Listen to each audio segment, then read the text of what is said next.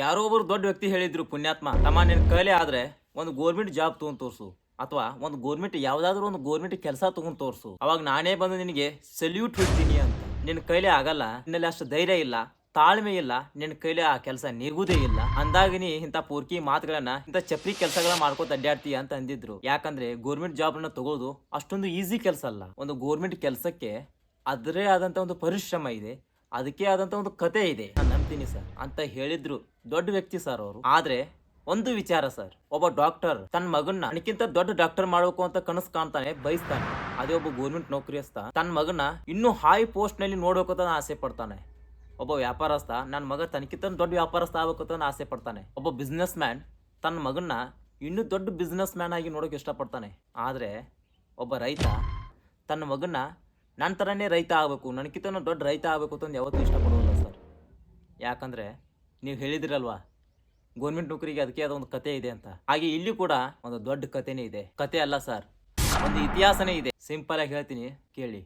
ಒಂದು ಬೆಳೆನ ಬಿತ್ತನೆ ಮಾಡಿ ಫಸಲ್ ತೆಗಿತಾನಂದ್ರೆ ಅದಕ್ಕೆ ಆದ ಒಂದು ಕತೆ ಇದೆ ಸರ್. ಅದೇ ಆ ಫಸಲನ್ನ ಕೊನೆಯವರೆಗೂ ಚೆನ್ನಾಗಿ ಯಾವುದೇ ಕ್ರಿಮಿ ಕೀಟಗಳ ಹವಳಿ ಇಲ್ಲದೆ ಮುಕ್ತವಾಗಿ ಬೆಳೆ ತರ್ತೀನಿ ಅಂದ್ರೆ ಅದಕ್ಕೆ ಆದ ಒಂದು ಕತೆ ಇದೆ ಸರ್.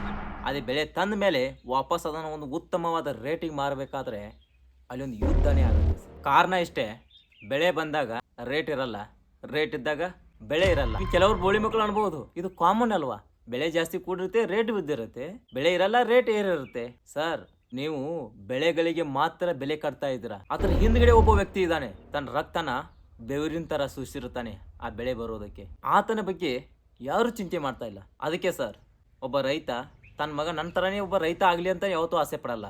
ಹಂಗಂತ ನಾನು ಗೋರ್ಮೆಂಟ್ ಕೆಲಸವನ್ನ ಹೇಟ್ ಮಾಡ್ತಾ ಇದ್ದೀನಿ ಅಂತ ತಿಳ್ಕೊಂಡ್ರೆ ಅದು ನಿಮ್ಮ ತಪ್ಪು ಕಲ್ಪನೆ. ನೀವು ಗೋರ್ಮೆಂಟ್ ನೌಕರಿ ಬಗ್ಗೆ ಸ್ವಲ್ಪ ಒತ್ತಿ ಹೇಳಿದ್ರಿ.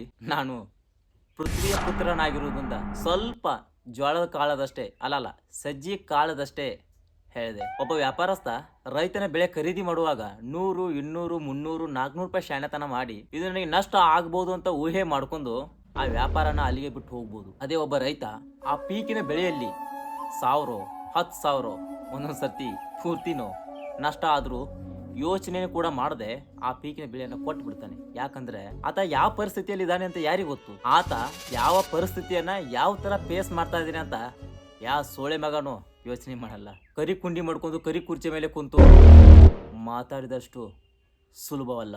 ಒಬ್ಬ ಗೋರ್ಮೆಂಟ್ ನೌಕರಸ್ಥ ಒಂದು ಚಿಕ್ಕ ತಪ್ಪು ಮಾಡಿದ್ರೆ ಅದನ್ನ ಅಲ್ಲೇ ಮುಚ್ಚಾಕ್ಬಹುದು, ಅಥವಾ 1 ತಿಂಗಳು 2 ತಿಂಗಳು ಅವನ್ನ ಸಸ್ಪೆಂಡ್ ಮಾಡಿ ಮತ್ತೆ ಕೆಲಸಕ್ಕೆ ರೀಜಾಯಿನ್ ಮಾಡ್ಕೋಬಹುದು. ಅದೇ ಒಬ್ಬ ರೈತ ಈ ವಿಷಯದಲ್ಲಿ ಏನಾದರೂ ಒಂದು ಚಿಕ್ಕ ತಪ್ಪು ಮಾಡಿದ್ರೆ ಇಡೀ ಒಂದು ವರ್ಷದ ಬೆಳೆನೇ ನಾಶ ಆಗಿಬಿಡುತ್ತೆ, ನಷ್ಟ ಆಗುತ್ತೆ. ಅದೇ ಒಬ್ಬ ಗೋರ್ಮೆಂಟ್ ನೌಕರಸ್ಥನಿಗೆ 1 ತಿಂಗಳು ಸ್ಯಾಲ್ರಿ ಡಿಲೇ ಆದರೆ ಅಯ್ಯೋ ಜೀವನ ಹೆಂಗಪ್ಪ, 1 ತಿಂಗಳು ಹೆಂಗೆ ಕಳೆಯೋದು ಅಂತ ಚಿಂತೆ ಹುಟ್ಟುಬಿಡುತ್ತೆ.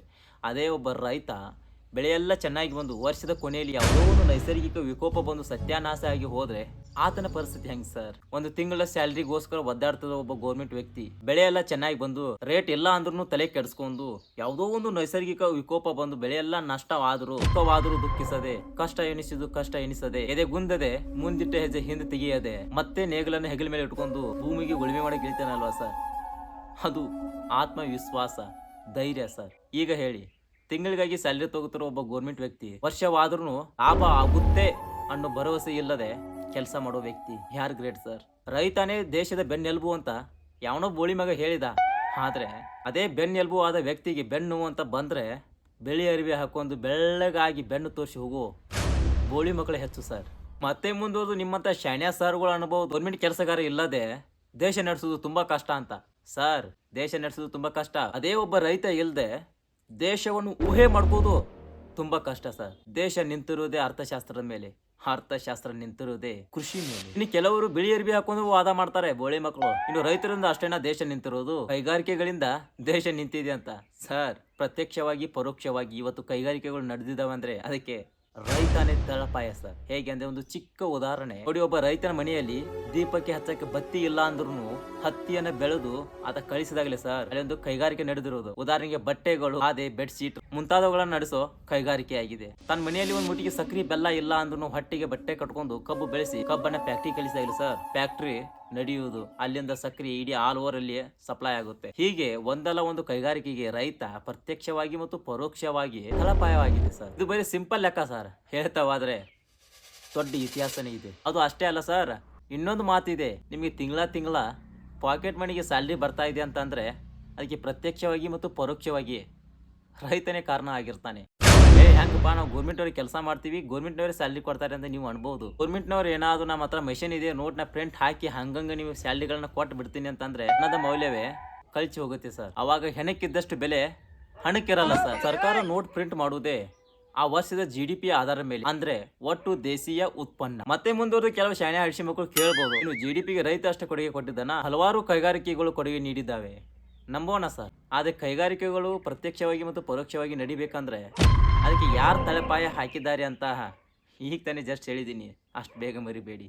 ಇನ್ನು ಮುಂದುವರೆದು ಕೆಲವು ಬೋಳಿ ಮಕ್ಕಳು ಅನ್ಬಹುದು, ಅವನೇನು ಫ್ರೀಯಾಗಿ ಮಾಡ್ತಾನ, ಅವನು ಲಾಭಕ್ಕೋಸ್ಕರನೇ ಮಾಡೋದು, ಅವನು ಸ್ವಾರ್ಥಿನಿ, ಯಾರು ಲಾಭ ಇಲ್ಲದೆ ಕೆಲಸ ಮಾಡಲ್ಲ ಸರ್. ಆದ್ರೆ ಒಂದು ಮಾತು, ಇವತ್ತೇ ಏನಾದ್ರು ನಮ್ಮ ನಾವು ಗೋರ್ಮೆಂಟ್ ಕೆಲಸಗಾರರಿಗೆ ಸ್ಯಾಲರಿ ಕೊಡಬಹುದು ಅಥವಾ ಕೊಡದೇ ಇರಬಹುದು ಅಂತ ಒಂದು ಅನೌನ್ಸ್ಮೆಂಟ್ ಮಾಡಿದ್ರೆ, ಈಗ ಹೇಳಿ ಸರ್, ಎಷ್ಟು ಜನ ಹೀಗೆ ಇನ್ಫಾರ್ಮ್ ಹಾಕೊಂಡು ಸಿನ್ಸಿಯಾರಿಟಿಯಾಗಿ ಕೆಲಸ ಮಾಡ್ತಾರೆ?